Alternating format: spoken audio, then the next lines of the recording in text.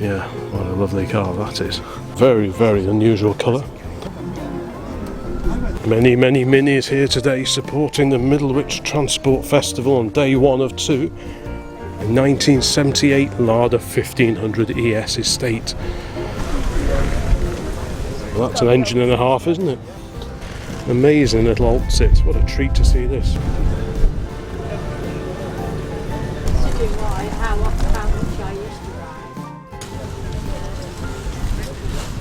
Well, welcome to the Old Classic Car Channel, and today we are in Middlewich in Cheshire for the Middlewich Classic Car and Bike Show. This is a newish location for this particular event. We last came here in 2017 and it was held actually in the town centre itself, and that's where we first went this morning and thought, where is everyone? And then we saw a sign and headed here about half a mile or so out of the town centre to this fantastic field. And this is where it's all taking place. This is a 2-day event. Today is Saturday. We're not able to come tomorrow, so we thought, well, come today and have a quick look and just have a look to see what vintage and classic cars turn up. And the weather forecast was looking a little bit indifferent today, so that might affect things a little bit, but never mind. Let's have a look, see what we've got here. And first up, we seem to have one of the MG clubs here, starting with this wonderful, I think it's a, what model are we looking at here? Yeah, what a lovely car that is. Fantastic array of badges on the front as well. Wonder what that's off. RAC MG, celebrating 100 years of MG, 1923 to 2023, and the Gordon Bennett Irish Classic Car Run, named after the old Gordon Bennett races. He was a newspaper magnate, I think, back in the day, and he used to sponsor lots of early motoring competitions. Yeah. What a beautiful little car that is. And here we've got one of the very, very late MGB Roadsters, one of the limited edition Roadsters. Very distinctive bronze colour. And this is the MGTF, the revised version of the old MGF. Next to that, a metallic green MG RV8.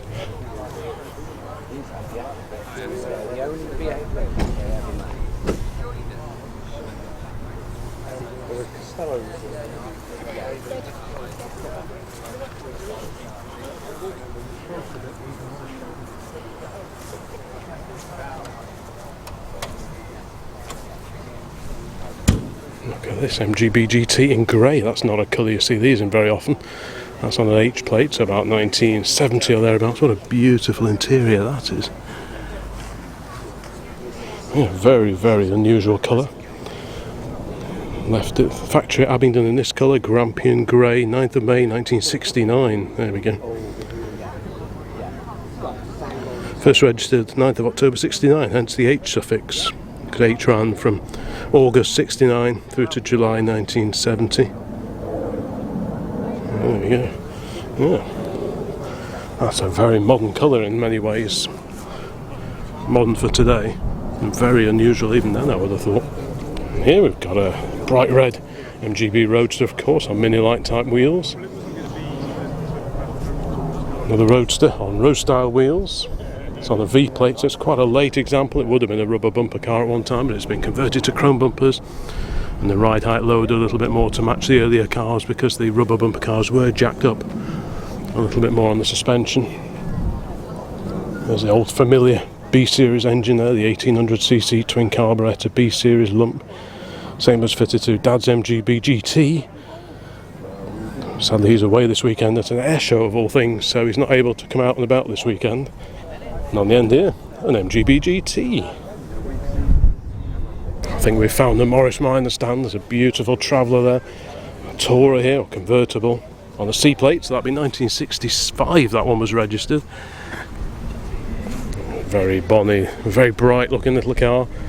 Charles Ware's Morris Minor Centre, famous the world over for fixing up and supplying parts for Moggies for many, many years.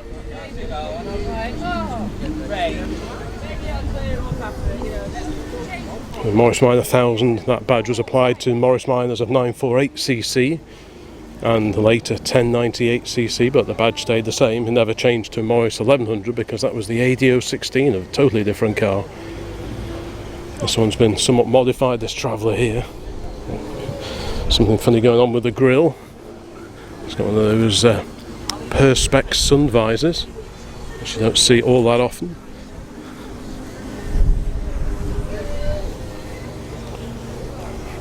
And then we've got a great little two-door one in maroon here. I've got a feeling I know the owner of this one.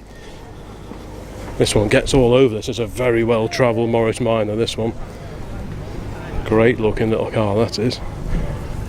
And then here, a four-door saloon. So we've got a two-door here and a four-door there. Which do you prefer? I guess the two doors are a little bit easier to get in and out of because they've got a longer single door on either side.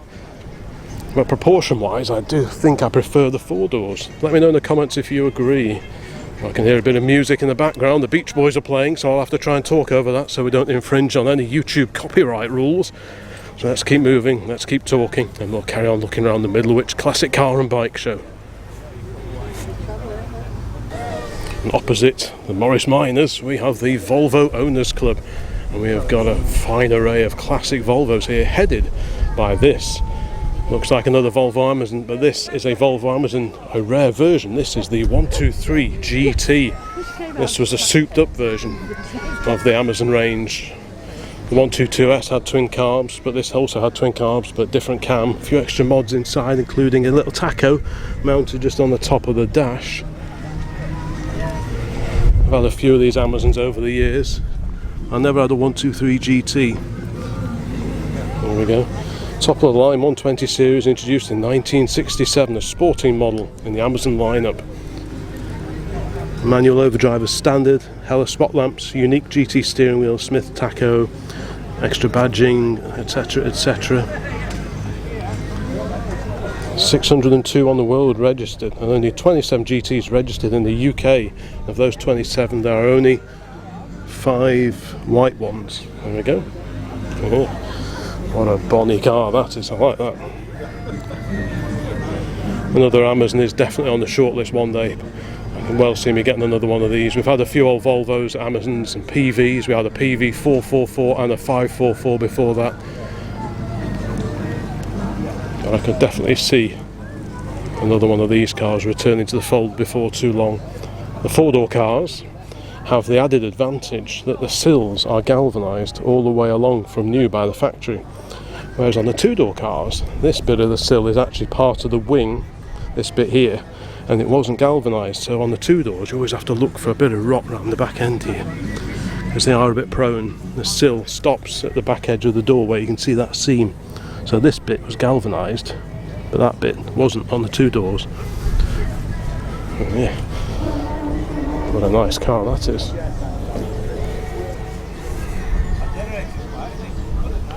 Alongside that, P1800S, that says on a 67 registration, made famous in the Saint TV series of the year, of course.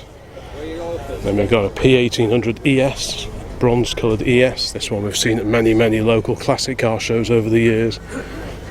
ES, these were fuel injected, 4-cylinder engine. Very similar setup to that in the 164E, which we used to have. That was also fuel injected, but out of the straight 6 in it. This is still a 4-cylinder engine based on that of the Amazon and the PVs before that, but fuel injection on these.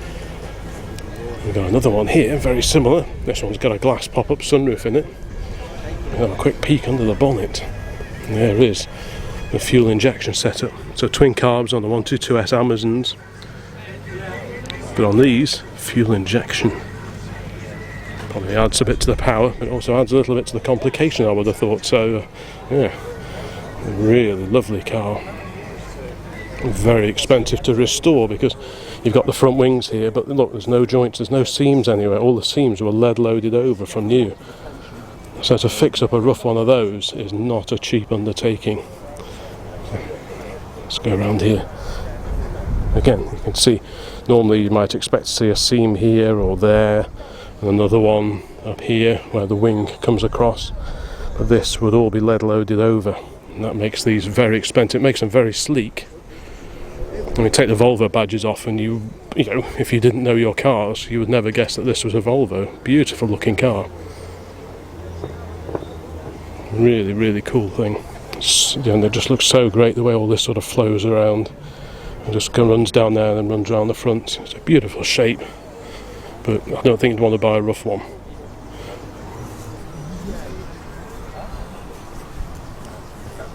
Next to the two P1800 ESs, we have this 240 GL Estate. When my uncle had a pair of 240s, he had a 240 saloon, which in the mid-1980s we went camping in France with it. The first time with one of those little folding sort of trailer tent type things, and the second time with a little Mustang caravan. And we towed the caravan down the Mulsanne Straight at Le Mans. So that's the only time I've been down anywhere near the Le Mans racing circuit. And that's when I bought the little Automobile Club de l'Ouest badge, which now graces the front of our little Renault. Okay, next to the 240, another Volvo Amazon 123 GT as well. How rare is that? You only ever see them here and there, so to see two here today is, well, that's quite unusual. This is in a lovely dark green colour, which is the same colour as the last 122S that we had. It was a two-door 122S that we had, this dark green. I owned it twice. I bought it off an elderly couple in Cheadle-Hulme, ran it for a little while. I sold it to a friend of mine, and he crashed it, and he sold it on to somebody else who fully restored it. And then I saw it at the Tatton Park Classic Car Show. We got talking to the then owner and ended up buying it back, all restored. So that seemed like a very sensible thing to do, but it was so shiny, it was in such lovely condition, I was terrified of parking it anywhere. So in the end we sold it. Don't know where it is now. LNB 50G was the registration on that one, but again it was only a 122S, not this 123 GT. This is a little bit of a halo car really for the Amazon range, and again you can probably see the little tacho just mounted on the top of the dash, hopefully, and that unique steering wheel unique to the GTs. Lovely car. Overdrive gearbox as it mentioned on that other car. Lovely looking things, and you can get the estate version of these as well. And if I came across an estate version of the Amazon, I would be very, very tempted. The problem is they are getting quite pricey now to buy one that isn't rotten. On the plus side, you can buy pretty much anything for them to fix them up. But as with all old cars, you know, it gets expensive if you're restoring one. In many ways, it's a good idea to buy one that someone else has restored, but of course you don't know how well the work has actually been done. So it can be a double-edged sword, but this GT looks very tasty indeed.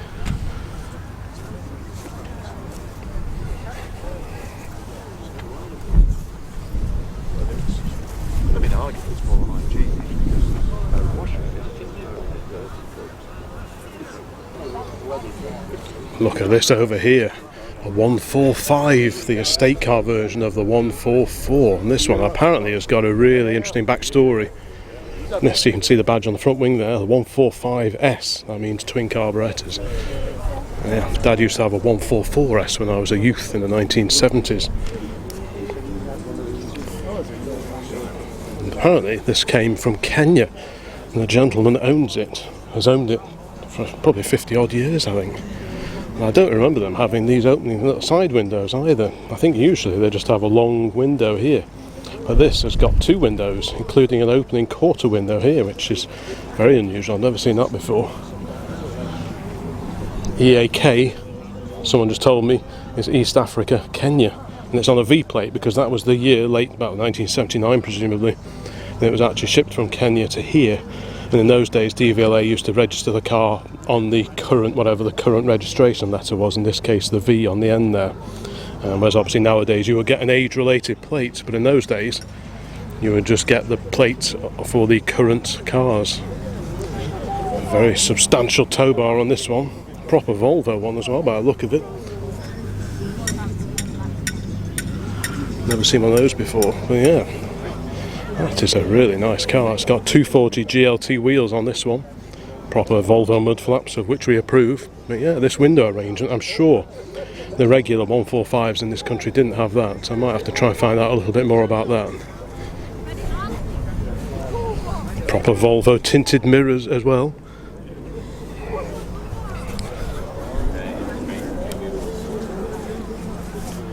There's that fantastic 145, and the gentleman here bought this in Kenya.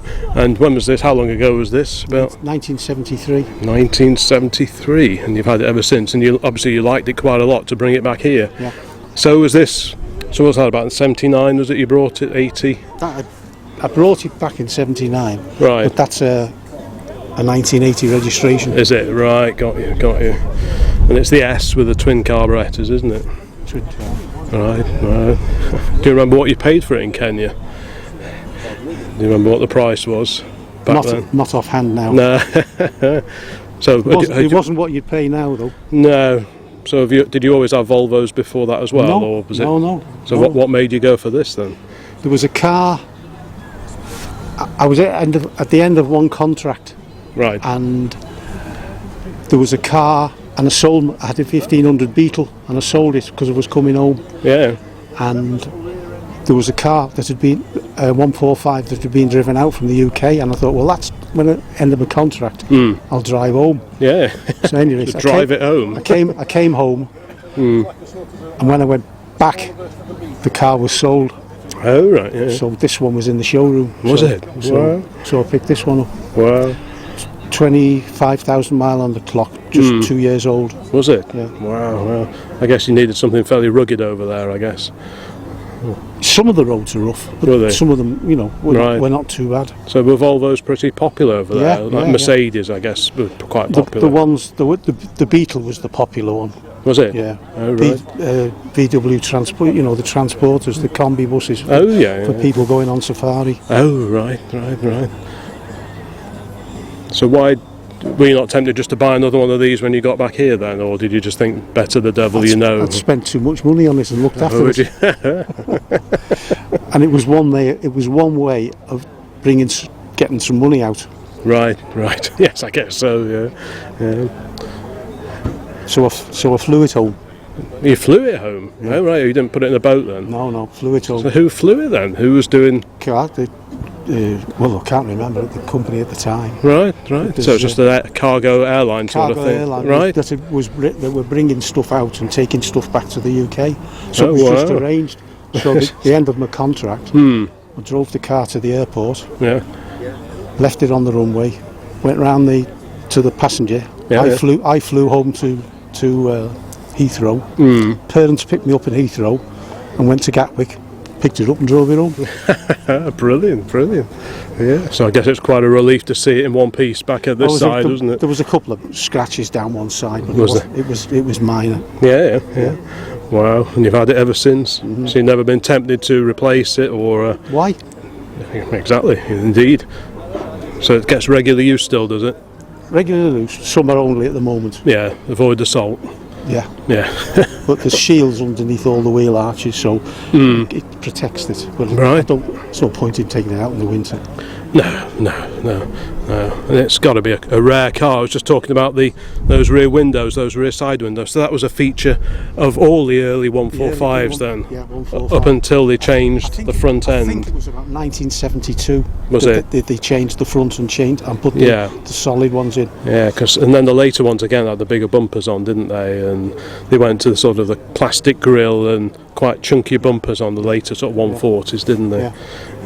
But yeah, no, I well remember the 144S that Dad used to have. That had the front after this. That was a SNE 57K was the registration of that one. But yeah, this is in beautiful condition. So you're finding the parts for these is still nice and easy. It's then? no problem. Is it not? If you go to a garage and they're looking for parts for new cars, Yes. can't get them. No. Right? You can ring Brookhouse up, Yeah. Oh, yeah, I've used those before now. 24 hours, Yeah. anything you want. I know when I used to have Amazons a few years ago, Volvo would still sell the wings at a price, but they'd still sell you the wings and all sorts of things for the do you think they still support the old cars pretty well? Some of the items that are common to that are still available through Volvo dealers, Right. but the majority of the stuff you've got to go to Brookhouse, who specialise in Got you. Yeah. in the 122s. Yeah. They do a lot of the The Amazons, don't ES they? and the 144s. Right. Yeah. Wow. No, it's a great story to that one, though, isn't it? I think I love the fact that. So they drove. So they were still. The steering was still on the same side as ours then over there. That's right, Yeah. So I guess if it was left-hand drive, it'd be a bit tricky to run it here, I suppose. No, that was one of the things. Was it? Wow. No, You're still picking up lovely car. ideas. What a fantastic car that is. But yeah, well, thanks very much to the. What's the story with the fan up here? Fitted in an electric one. Oh, right. So that's just in case the electric one packs in. Well, there's organised. Yeah, wow. All the relays labelled as well. not working right. So you picking up. Did you look at that advert in the magazine? Yes, I'm going to make arrangements. What a fantastic car. Well, thanks so much to the owner of that one for just telling me about this fantastic car that he shipped over from Kenya in the late 70s and has owned for about 50 years now. What a fascinating car that is. And yeah, I've never seen one with this rear window arrangement. I never realised that the early 140 estates, the 145s, had this split window where this part actually opened. You can see the window catches there. So that's a really unusual car, that is. I'm so pleased we saw that one today here in Middlewich. Well, let's carry on along here. We've got a bay window VW camper, a little Abarth Fiat, a little 595, which have got popular. Look at this, a little Fiat 600. At first I thought it might be a Seat 600, because they were Spanish assembled cars as well, but this is a Fiat on the 64 registration. A little bit bigger than the Fiat 500s. You can see the obvious similarities in parentage, but just slightly bigger car, slightly longer car than the Fiat 500. Again, rear engined.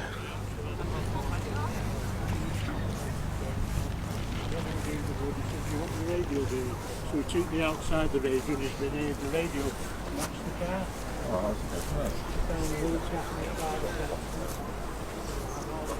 Many louvers in the rear panel there to try and get the hot air from the engine. It's interesting, on the 4CV at home, on the rear wings, you've got air intakes on the forward edge of the rear wings, but Fiat didn't see the need for that, so I wonder why that is. Saying that, there are a lot more louvers on the back of this compared to our Renault at home, so maybe that was the difference. I love the mud flaps.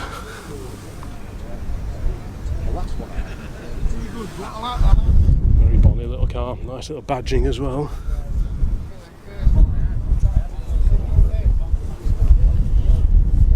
Not company all different, the car alongside, Rolls-Royce Silver Shadow, Shadow 1. Chrome bumpers of course on the Shadow 1.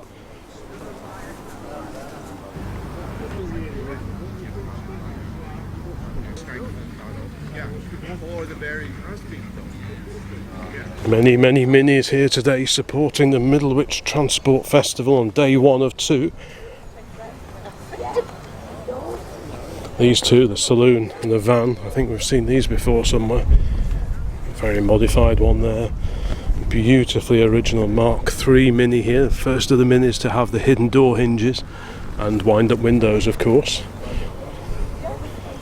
Yeah, that's a beautiful little car, that is. Look at that interior. Until it's one of the posher ones because it's got the 3-gauge instrument cluster rather than just a single speedo. Yeah, it's lovely to see one that hasn't got, you know, mini light wheels and fog lights and everything. Just a very original car as it would have come out of the BL garage. And what year was this one? On a J plate, so right at the beginning of the 1970s.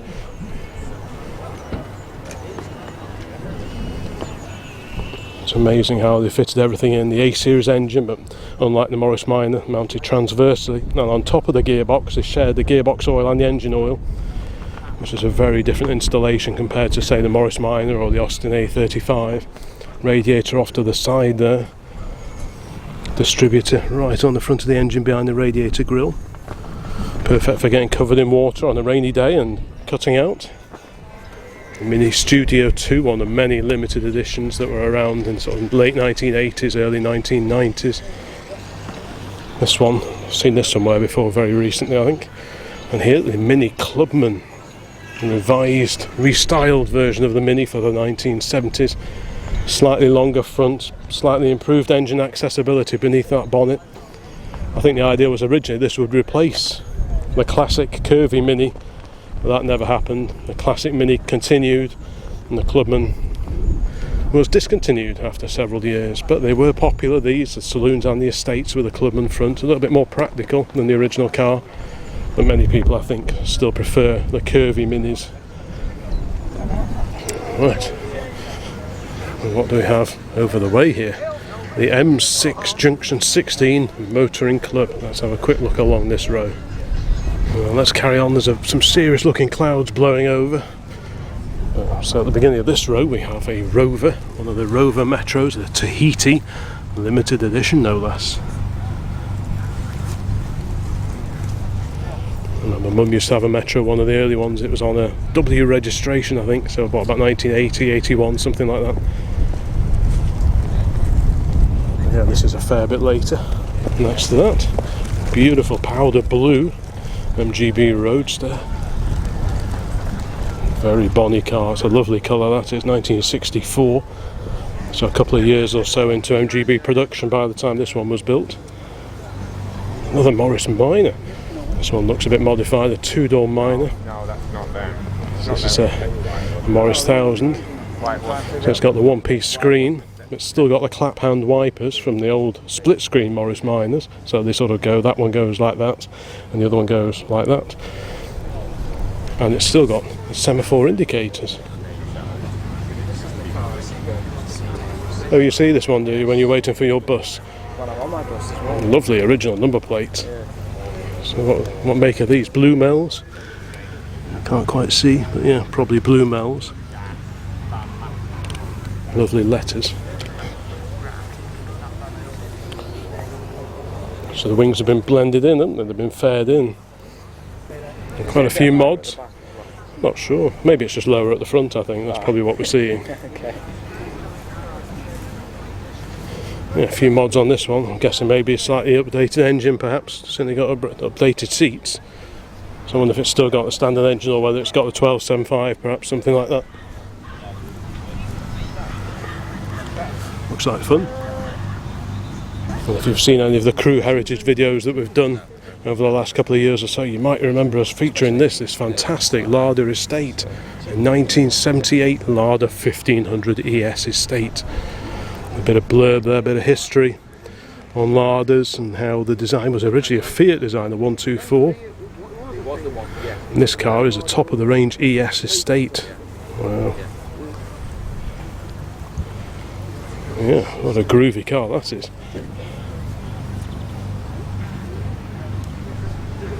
I've always got plenty of time for the classic estates, and this Lada is just great. How cool is that? Nice old period Motorola radio as well.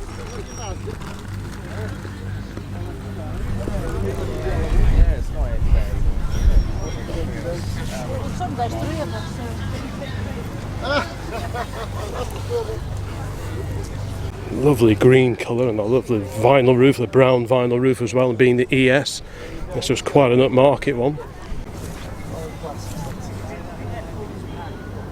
Got a lovely Mark III Cortina here, GXL, a 2-litre car. What a bonny car that is. Metallic paint, vinyl roof, you can tell it's one of the posher ones. Yeah. Rare to see a good one of these now. Obviously I remember when I was a youth, I remember these.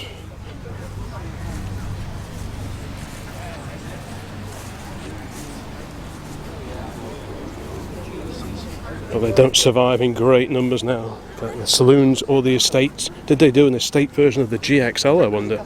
Now there's a question I do not know the answer to, but let me know in the comments if you do. A bit of info here.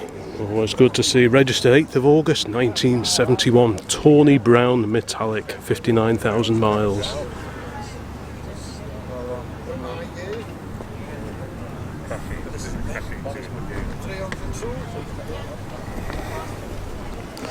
Yeah. Can't really see the interior very well through the window here, but trust me, it's in lovely condition. Got a great Sunbeam Alpine here as well. This was root scoop, answer to the MGB 1725cc root engine. I saw service in various cars in the 1960s.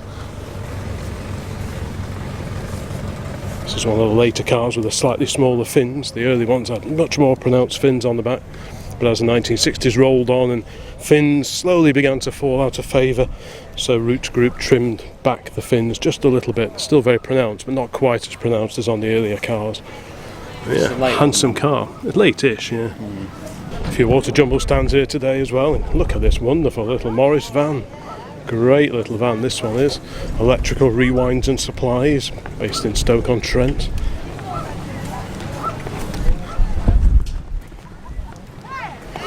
Mark II Fiesta there, a Noble. And what's this over here? We have a Bentley hiding away in the corner, a Derby Bentley. What a beauty that is.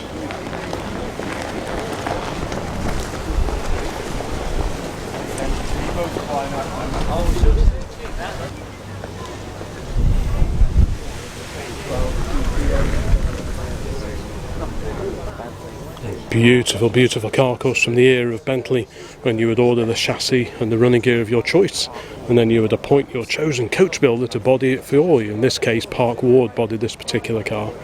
And what a stunning thing it is as well. To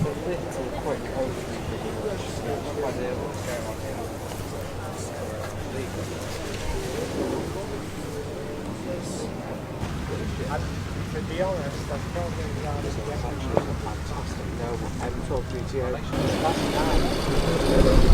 Oh, 1100, or is it a 1300? There's a bit of water on it, so it looks like it's driven through a shower recently. It's on a K plate, an 1100 Mark II. A few classic bikes here today as well. Beautiful matchless there. And what's this little machine here then? A Ducati. I know Ducati made little engine assisted, or like a bolt-on engine that you can fit to your bicycle. So this is like a little moped, and it's for sale as well. The Ducati Puma. Forgive my pronunciation. Oh. Very, very original looking machine. Got a Harley Davidson trike from 2004, a Triumph Bonneville. Kawasaki 900 double overhead camshaft. Wow, that's an engine and a half, isn't it? Just got a mighty engine and the frame wrapped around it. Wow, what an incredible looking bike that is. Norton's 750 Commando. Another modernist Triumph, water cooled. Kawasaki. And a Harley Davidson on the end here. Right, now the area over there was the club stands, that's where we were walking around before. So let's have a look at the individual entries, which is here. Now, like I say, this is a 2-day show, and I think tomorrow will be the busier of the 2 days, but I don't think we'll make it here tomorrow. But we've got another glorious Cortina Mark III, a GXL, again metallic paint and vinyl roof. Really, really cool to see that. It's our favourite Bond bug. And it's that Bond bug with a difference. We saw this one at one of the Combermere meetings recently. This one's got a 1000cc bike engine in it, and it sounds pretty mental when it went off down the road. Very neat thing indeed. Got a Porsche. And a beautiful Morris commercial on the end here, which I think we saw this one at Woodford not that long ago. Either this one or one very, very similar to it. It's just starting to rain. I remember this beautiful pad on here for Morris commercial. And I seem to remember there was a nice comfortable armchair hiding away in the back here under the canvas tilt. The back of the tilt is down today, so we can't see if the seat is still in there, but I'm sure it is. We do like a little commercial vehicle here on Old Classic Car. And that is just a little beauty, very reminiscent of the Ford AA truck that we had until a year or so back, a year or two back. That was 1930, and I'm guessing this is a very similar age as well, about, could be late 20s or early 1930s. Again, Morris Commercial Cars Limited. And we have the commercial version. This is the commercial version of the AA Automobile Association, a breakdown company. This is the commercial version of that badge. So if you've got a lorry, this is the badge you need to look out for if you want to have an AA badge on it. The chrome and yellow badges, I think, were just for cars and motorcycles, but lorries technically should have one of these. Yeah, what a beautiful vehicle that is.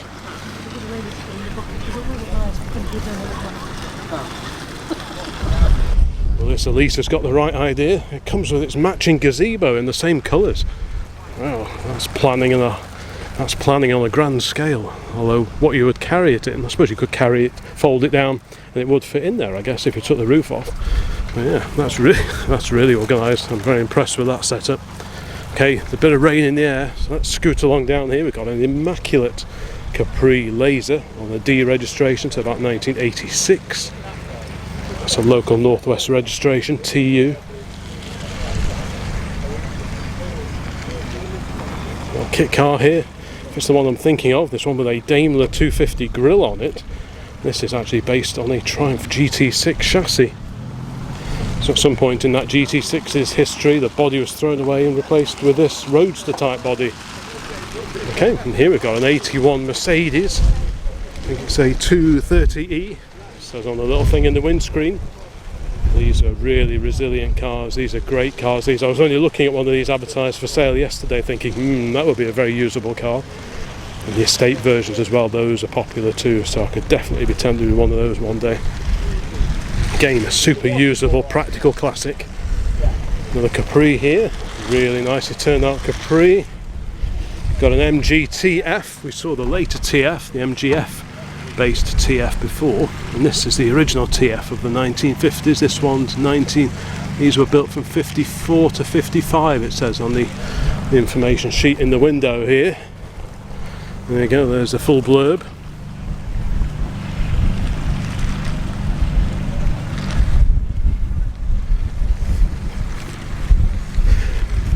Hillman Imp with trailer. We've seen this one at Crew Heritage before now, and I had quite a chat with the owner of this one a year or so back. I seem to remember doing a bit of an owner interview with a gent who owns this particular car. I think he's got a red one as well. Got an MG Midget, the 1500. Someone's put silver and black plates on, but that wouldn't have been an original fitting. We've got a Pontiac, the mighty Pontiac Firebird. This one, we see this one driving past the house quite regularly actually. I think it gets to many shows and events. Wow, this wind is really getting up. I hope you can hear me. It's pretty blowy. You can see the flags blowing over there. And all this ticker tape is really flapping around and making quite the racket. But this is a car I wanted to have a look at next to this very smart Rover P4. This is a P4 110, complete with original registration number from new, which we approve of course. But this is the car I wanted to look at. This, I've never ever seen one of these before. This is an Oltcit. Now, left-hand drive car, these were never sold here. A certain YouTuber used to have a couple of these in his shed. Well, this might have been it actually, who knows. But there can't be too many of these here because they were never sold here. I think, are these Romanian, possibly? Certainly Citroen based. The sort of shades, they're echoes of Citroen Visa with these particular cars, the styling of it. And there are a lot of Citroen components that made their way into this. I think the dashboard is very Citroen-y looking. I did have a peek through the window earlier. But yeah, I don't know if you can see that very well. It's certainly very Citroen-esque. But what a treat to see that. I do love unusual cars.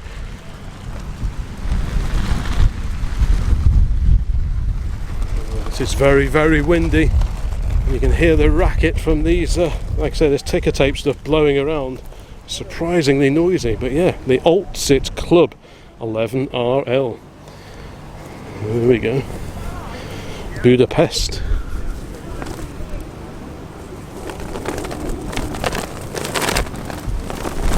What a strange little car that is. Complete with the original Oltcit mud flaps, no less.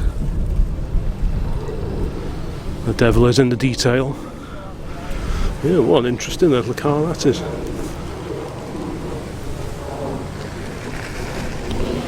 Bet the number of those cars registered in this country you could count on the fingers of one hand, I bet. I wonder what the story is with this one. How did this end up here in the UK?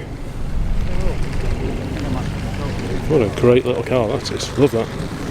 And here we've got an MG. Is this the ZS maybe? Based on the Rover, of course. A Subaru. And on the end here, a Fiat Punto, a Staffordshire registered Fiat Punto Sporting. Oh, looks absolutely immaculate. What fantastic condition that car is. That's on an R, so that'd be what, about 1998 or something like that. The old XJR that I used to have was on an R plate, and that was a 98, so I'm guessing at the year of this one, but it'll be 98 or thereabouts. It's just a sort of car that very few people thought about preserving or saving, so consequently there aren't all that many around, especially not in this condition. This is incredible.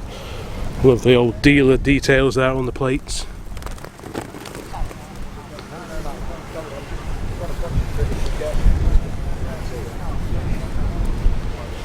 Car of the year in 1995, Voiture de l'année. Yeah, there's a bit of everything here today. Well, yeah, certainly the highlights, as well as that Derby Bentley, and at the other end of the spectrum, the collecting spectrum completely, is this amazing little Oltcit. What a treat to see this. You might never see one again, so yeah. What a great little thing that is, the 3-stud wheels. I think that's a bit of a Citroen thing. Single wiper as well. A bit like the old Mercedes we used to have, had a single wiper, the 124 series Mercedes. They used to be similarly equipped.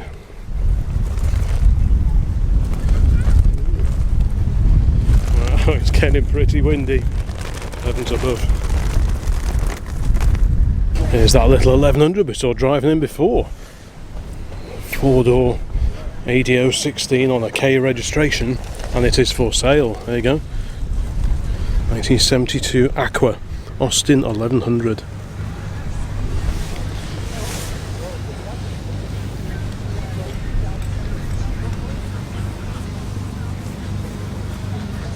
Ooh, still getting a few glimpses of the sun here today in Middlewich, which is good to see. I think the weather forecast will have put off a few people, but nevertheless there's still some really lovely cars here today. And the wind is still very much with us, as you can see with this flag here for the M6 Junction 16 Car Club.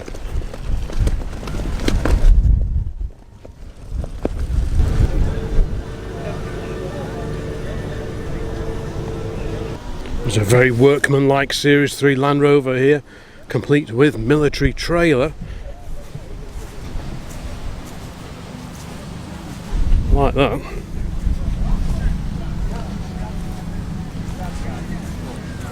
These the Sankey trailer. I'm just trying to remember my Land Rover trailers.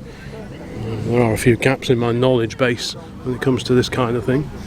Yeah, it's definitely a proper military trailer.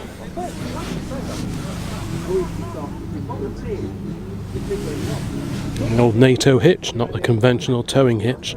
This is what they call the NATO hitch. Equipped for many eventualities: axe, pickaxe and handle.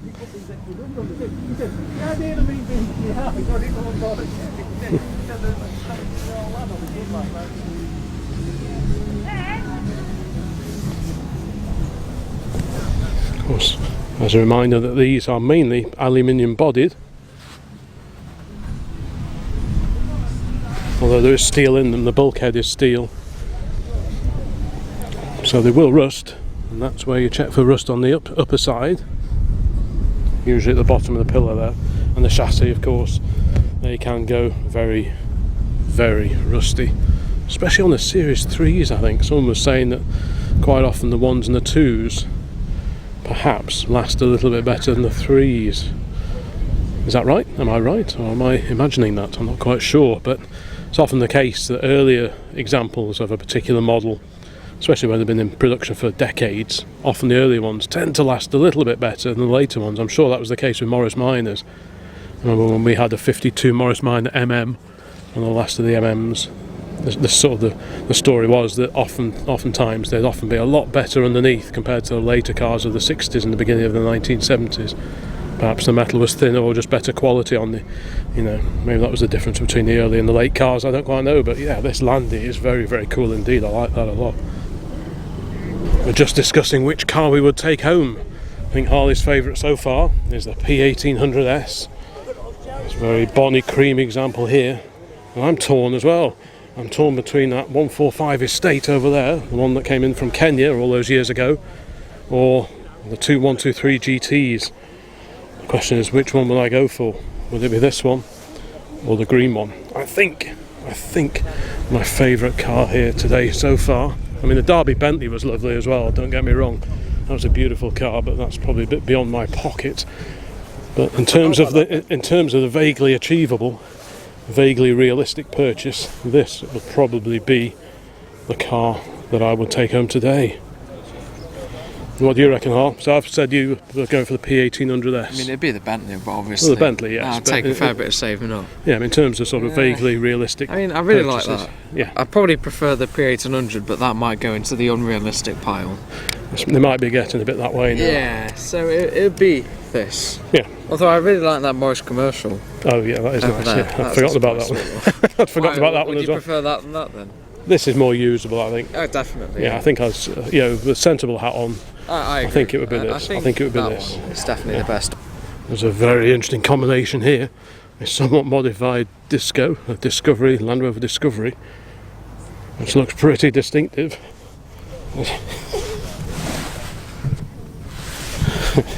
And this trailer, look at this trailer, based on a Land Rover Micro Campus for sale, £2,500.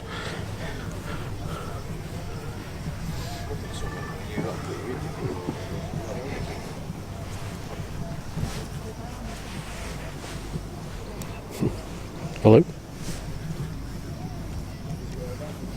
Hello? Hello?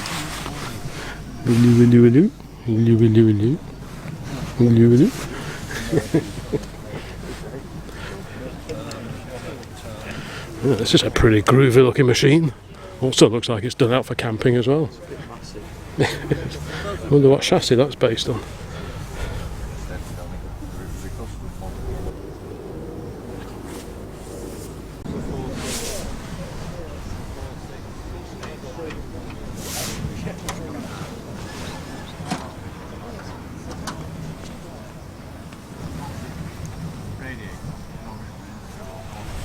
This is like Dave's Aston, where you got the engine and then file things. Yes, a big gap between the two, isn't there?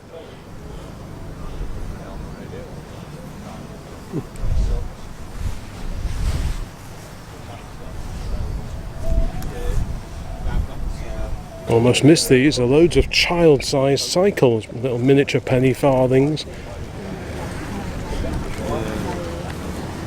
Oh, it's just very protected. Yes, I can imagine.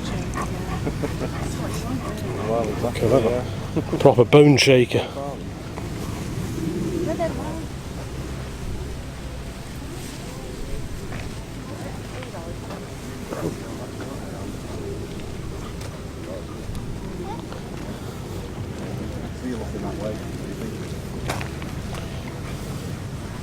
These are a bit newer.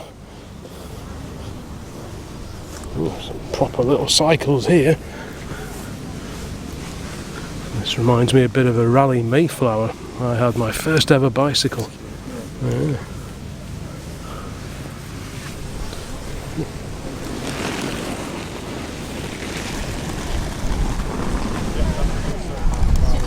How much I used to ride. No hands, all sorts. Just look at the weather now. You should never ever believe weather forecasts. If you looked at the weather forecast website this morning, it promised thunder, lightning and heavy rain this afternoon, and look what we actually have. I don't remember seeing this here before when we walked past the motorcycle lineup. A very intriguing engine assisted Triumph bicycle. I mean, the bicycle looks sort of 1950s-ish. I wonder what the story is with this engine. And a miniature tank, I like that.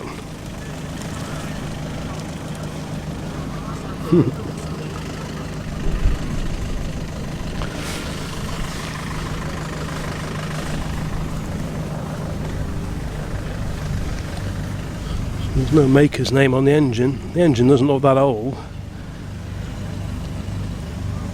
Chain drive. Nice old stand there as well. Yeah, this miniature tank and the badge on it is lovely. And a proper old klaxon hooter as well.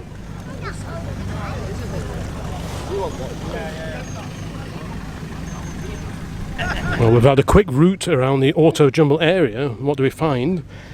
It's an AC petrol pump. And a close look, a quick wipe of the side reveals it's the AC Model B, which is pretty much the same basic fuel pump as fitted to Little Dodge, the pump that I've been having all sorts of problems with. I'm not quite sure if the inlet and the outlet on the top are in exactly the same position, and possibly this operating arm here could just be different as well, but you can swap those over. But importantly, it's got the offset mounting, which you can see there, and for £5, if nothing else, it can be robbed for parts.